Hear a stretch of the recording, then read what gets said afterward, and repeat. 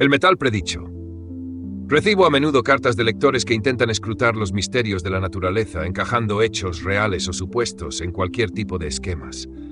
Muy frecuentemente esos lectores no son profesionales ni expertos en el tema que pretenden investigar. Mi primer impulso es entonces dar de lado esos intentos, pero nunca acabo de atreverme. Siempre medito la respuesta y, aun después de convencerme de que están totalmente equivocados, procuro contestarles con toda cortesía. Al cabo, ¿quién puede estar seguro? Y yo siento especial horror a pasar a la historia de la ciencia como el que se rió del gran fulano. Ahí está, por ejemplo, el que se rió de Juan Alejandro Reina Newlands. Cuánto me gustaría señalarle con el dedo de la sátira si no fuese porque ignoro su nombre. Nació Newlands en 1837, de padre inglés y madre italiana, y recordó su ascendencia materna lo bastante para luchar en 1860 junto a Garibaldi por la unificación de Italia. Le interesaban a la vez la química y la música, y terminó en químico industrial, especialista en refinar azúcar. En sus ratos libres dedicaba su atención a los elementos químicos. Daban que cavilar los elementos en aquellos días. En 1864 eran conocidos unos 60 distintos, de todas clases, tipos y variedades. Pero en su lista no se notaba lógica ni orden. No parecía haber modo de predecir cuántos elementos existirían en total, y nadie podía asegurar entonces que no hubiese infinitos.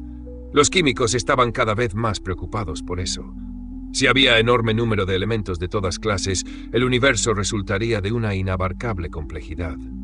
Pero entre los científicos es casi artículo de fe que el universo es ordenado y básicamente sencillo. Tenía que haber, por tanto, alguna manera de encontrar orden y sencillez en la lista de los elementos. ¿Pero cómo? Newlands se entretenía barajando los elementos de distintas maneras. En las décadas anteriores, los químicos habían ido determinando cuidadosamente los pesos atómicos de los elementos, es decir, las masas relativas de los distintos átomos, y esas cifras parecían ya fijadas con razonable precisión. ¿Por qué, pues, no ordenar los elementos por sus pesos atómicos? Newlands lo hizo. Después los dispuso en una tabla de 7 elementos de anchura.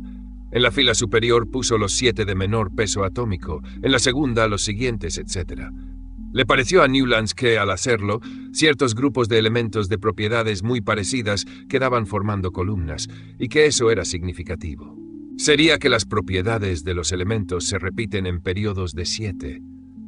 Sus aficiones musicales le llevaron irresistiblemente a recordar que las notas de la escala se ordenan en grupos de 7. La número 8, la octava, es casi un duplicado de la primera. En otros términos, las notas se repiten en octavas. No ocurriría lo mismo con los elementos.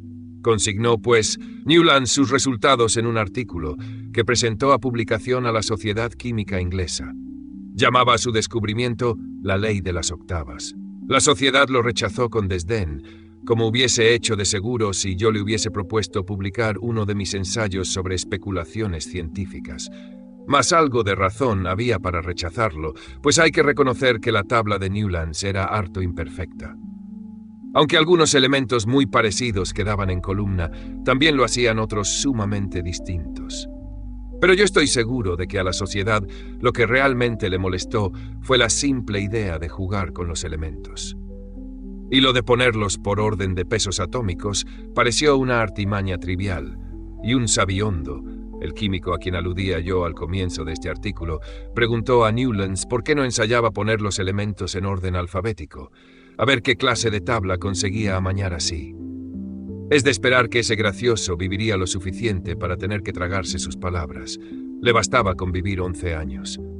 Realmente, 2 años antes, ignorándolo Newlands por completo, un geólogo francés con el imponente nombre de Alejandro Emilio Beguier de Champ-Courtois ensayó bien ordenar los elementos por pesos atómicos.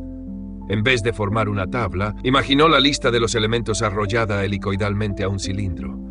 De ese modo vino a deducir casi los mismos resultados que Newlands con su tabla, pero no con tanta sencillez, ni mucho menos. Beguier escribió un trabajo sobre el asunto, incluyendo un detallado diagrama para mostrar cómo quedaban los elementos en su cilindro. Ese trabajo se publicó en 1862, pero el diagrama se omitía, por complicado, lo cual hacía imposible seguir el artículo. Tanto más cuanto que Beguiller de Champ-Courtois era un escritor mediocre que hacía uso libre de términos geológicos nada familiares para los químicos. Su artículo quedó completamente ignorado. A riesgo de hacerse objeto de burlas, algunos químicos siguieron intentando establecer orden en la lista de los elementos. Cerca del año 1870 lo intentaron independientemente dos, a saber, el alemán Julio Lotario Meyer y el ruso Dmitri Ivanovich Mendeleev. Habían transcurrido 5 años desde Newlands y ahora se afinaba más. Tanto el alemán como el ruso ordenaron los elementos por pesos atómicos, pero ambos se guiaban también por otras propiedades atómicas. Sin entrar en más detalles, diré que Meyer hacía uso del volumen atómico y Mendeleev de la valencia. Los dos notaron que cuando los elementos se disponían por orden de pesos atómicos, las demás propiedades, tales como el volumen atómico y la valencia, subían y bajaban ordenadamente. Reconocieron también que el periodo de subida y bajada no comprendía siempre el mismo número de elementos. Al comienzo de la lista, el periodo era de 7 elementos, pero después se hacía más largo. Uno de los errores de Newlands fue empeñarse en mantener invariable la longitud del periodo, pues ello contribuyó a hacer inevitable que cayesen en la misma columna elementos dispares. Tanto Meyer como Mendeleev consiguieron publicar su trabajo. Mendeleev logró hacerlo imprimir antes, y lo publicó en 1869, mientras que Meyer lo publicó en 1870. Era de esperar que, aún así, saliese perdiendo Mendeleev, pues en general los químicos europeos no entendían el ruso, y los descubrimientos rusos solían quedar ignorados, pero Mendeleev fue lo bastante previsor para publicar en alemán. Así y todo, los dos podían haberse repartido el crédito, si no hubiesen seguido orientaciones tan distintas. Meyer era tímido, nada deseoso de comprometer su carrera científica adelantándose demasiado a las líneas frontales, presentó sus conclusiones en forma de gráfico que relacionaba el volumen atómico al peso atómico. No aventuró interpretaciones, dejó hablar por sí mismo al gráfico, que habló en voz muy baja. En cambio, Mendeleev construyó una verdadera tabla periódica de los elementos, como había hecho Newlands, en la cual las diversas propiedades variaban de modo periódico. A diferencia de Newlands, Mendeleev se negó a consentir que ninguna columna contuviese elementos dispares. Si un elemento parecía ir a caer en una columna que no le cuadraba, lo corría a la siguiente, dejando un hueco. ¿Cómo explicar esos vacíos? Mendeleev indicó audazmente que era bien obvio que no todos los elementos estaban descubiertos aún, y que cada vacío correspondía a un elemento por descubrir. Newlands no había contado con elementos aún desconocidos. En cuanto a Meyer, su gráfico estaba arreglado de manera que no había huecos, y él mismo confesó más tarde que nunca hubiese tenido el valor de razonar como Mendeleev. Este llegó a afirmar que hasta podía predecir las propiedades de los elementos desconocidos, fijándose en las propiedades de los demás elementos de la columna en que estaba el hueco. Escogió en particular los huecos que quedaban bajo los elementos aluminio, boro y silicio en sus tablas primitivas. Esos huecos, dijo, indican elementos por descubrir. Los llamó provisionalmente Eka aluminio, Eka boro y Eka silicio. Eka en sánscrito significa uno, así que el nombre quiere decir el primer elemento bajo el aluminio, etc. Como en sánscrito Bi es 2, los 2 huecos bajo el manganeso corresponderían al Eka manganeso y al Bi manganeso. Estos son los únicos casos que conozco en que se ha usado el sánscrito en la terminología científica. Consideramos, por ejemplo, el Eka aluminio. Juzgando por el resto de la columna y por su situación general en la lista, Mendeleev dedujo que su peso atómico sería unos 68, que tendría una densidad moderada unas 5,9 veces mayor que el agua, que su punto de ebullición sería alto, pero el de fusión bajo, y que poseería una porción de propiedades químicas cuidadosamente especificadas. Ante esto, la reacción del mundo químico registró desde la risa de indulgente burla al bufido de desprecio. Bastante mal estaba jugar con los elementos, edificando con ellos complicadas estructuras, pero describir elementos que nadie había visto, basándose en esas estructuras, parecía misticismo y nada más, cuando no charlatanería. Eso que sospecho que acaso Mendeleev se librase de peores críticas por ser ruso. Los occidentales debieron sentirse indulgentes hacia los delirios de un místico ruso y le toleraron lo que entre ellos no se hubiese considerado tolerable. Pero enfoquemos de nuevo nuestra cámara a Francia, a otro francés de formidable nombre, Pablo Emilio Lecoq de Bois-Baudran. Era un joven autodidacta, de buena posición, entusiasta del análisis químico y sobre todo de la reciente técnica del análisis espectral, con la que podía hacerse que los minerales calentados produjesen espectros de líneas luminosas de diferentes colores. Cada elemento producía sus líneas espectrales propias, exclusivas de él. Se había introducido esa técnica en 1859 y sus promotores habían encontrado casi inmediatamente minerales que daban líneas espectrales no producidas por ningún elemento conocido. Las técnicas químicas ortodoxas, aplicadas a esos minerales, revelaron la existencia de dos elementos nuevos, el cesio y el rubidio. Lecoq de Bois-Baudran ardía en deseos de descubrir también elementos. Aplicando de los primeros la nueva técnica, pasó 15 años sometiendo al análisis espectral cuántos minerales caían en sus manos. Estudiando cuidadosamente las líneas obtenidas, iba orientándose con sagacidad hacia los minerales más idóneos para proporcionarle los nuevos elementos que buscaba. Al fin dio con un mineral que había sido llamado por los mineralólogos primitivos galena inanis o mena de plomo inútil. Resultaba inservible porque era una mezcla de sulfuro de zinc y de hierro, y los procedimientos ideados para extraerle el plomo que no contenía fracasaban, naturalmente. Ahora se llama esfalerita, de una palabra griega que significa traidor, por haber engañado tantas veces a los mineros primitivos. Para Lecoq de Bois-Baudran nada tuvo esa mena de inútil ni traidora. En febrero de 1874 sometió el mineral al análisis espectroscópico y descubrió dos líneas espectrales que nunca había visto. Corrió a París, donde repitió sus experimentos ante varios químicos eminentes y estableció su prioridad.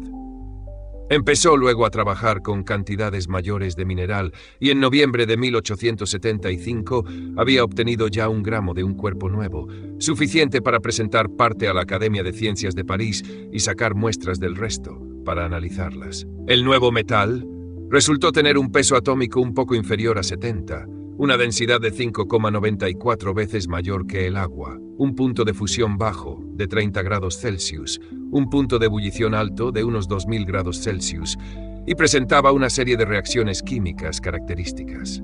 En cuanto se anunció esto, Mendeleev, desde la remota Rusia, proclamó muy excitado que lo descrito por Lecoq de Bois-Baudran era precisamente el ECA aluminio que él había deducido de su tabla periódica 5 años antes.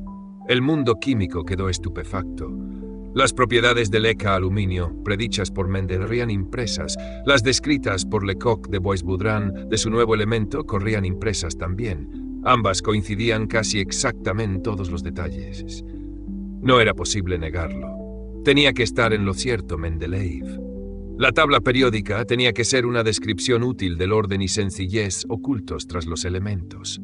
Por si alguna duda quedaba, los otros dos elementos predichos por Mendeleev fueron descubiertos también a los pocos años, y sus predicciones coincidieron también con la realidad.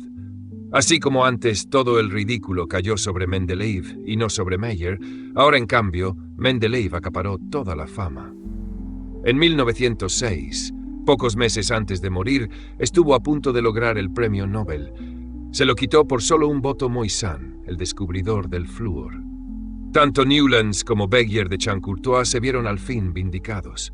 Después de fallecido en 1886 Beguier de Chancourtois, una revista francesa publicó en desagravio su diagrama del cilindro, aquel que no había sido publicado 30 años antes. Y en 1887 la Royal Society concedió al fin a Newlands una medalla por el trabajo que la Chemical Society se había negado a publicar. En cuanto al metal descubierto por Lecoq de Bois-Baudran, este usó su prerrogativa de inventor de darle nombre.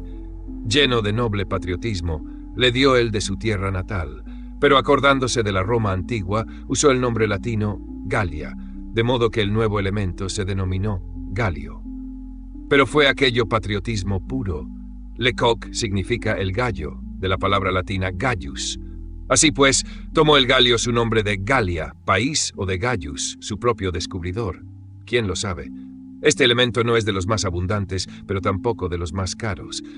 Viene a ser tan abundante como el plomo, o sea, unas 30 veces más que el mercurio y 3000 veces más que el oro.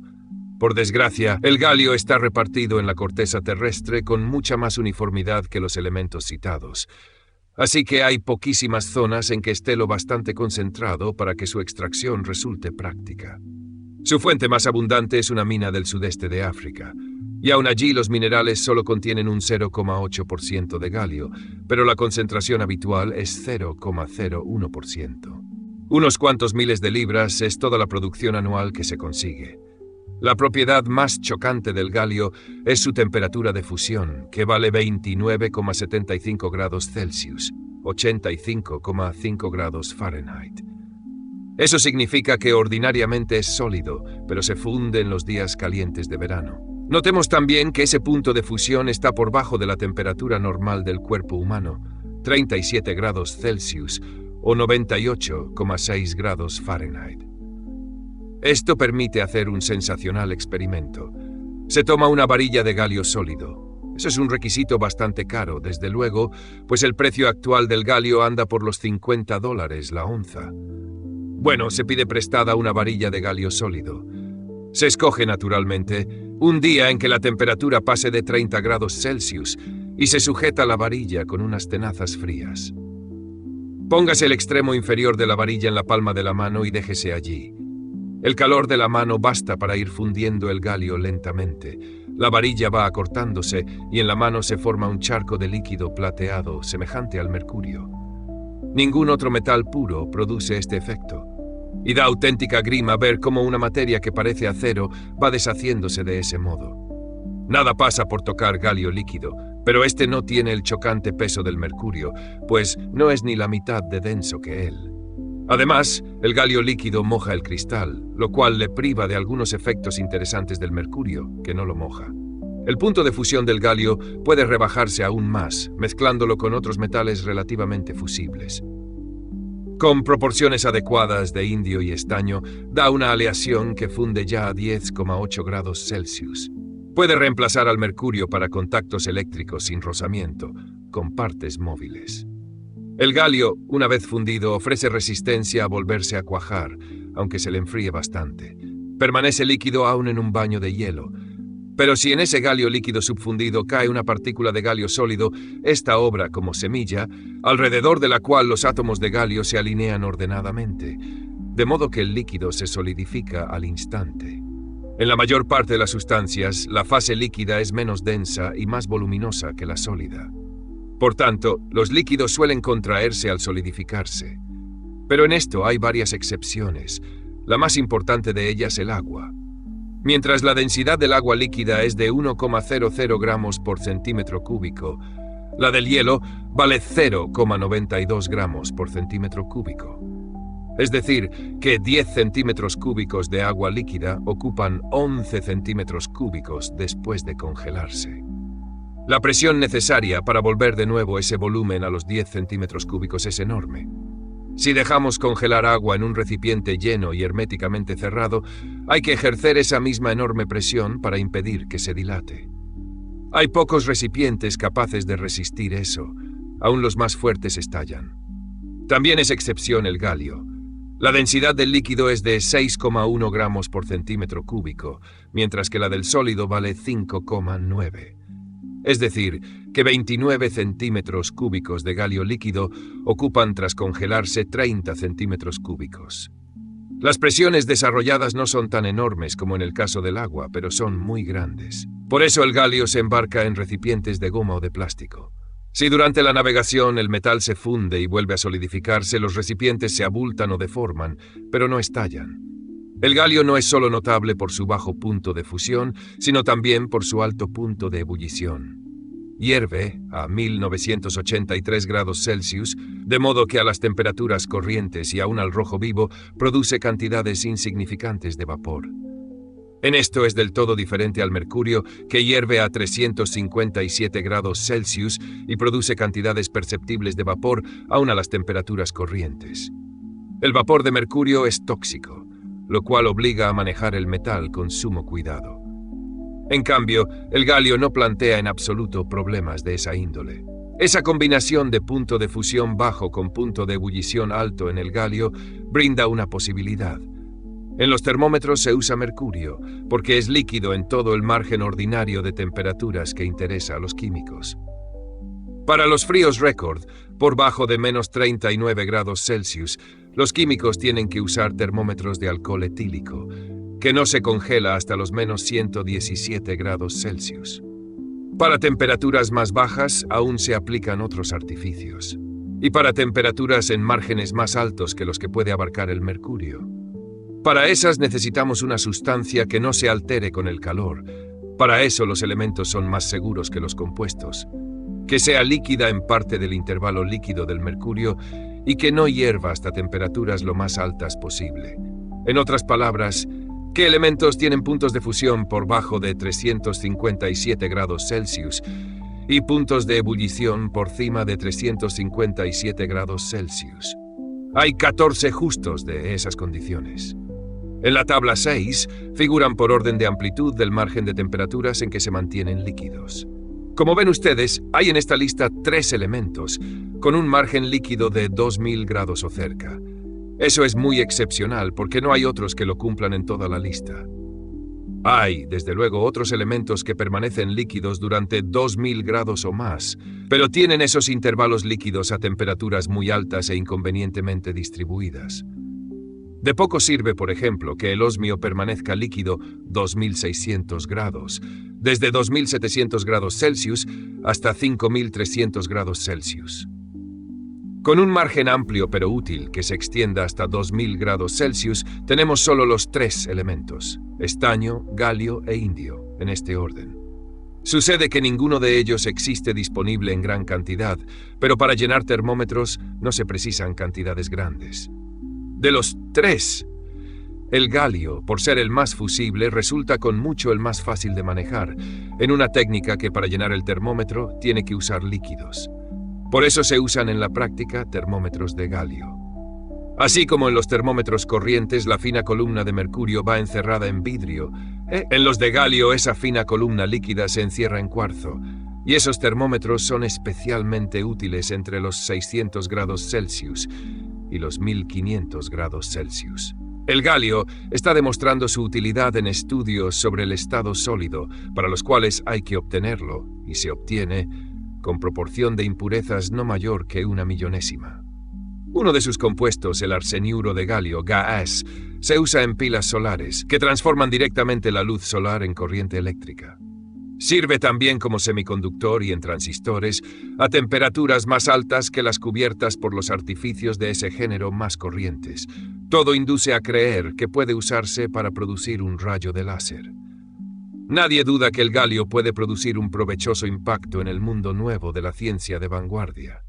Pero no es probable que ninguno de sus futuros beneficios supere en trascendencia y encanto a la historia de su descubrimiento.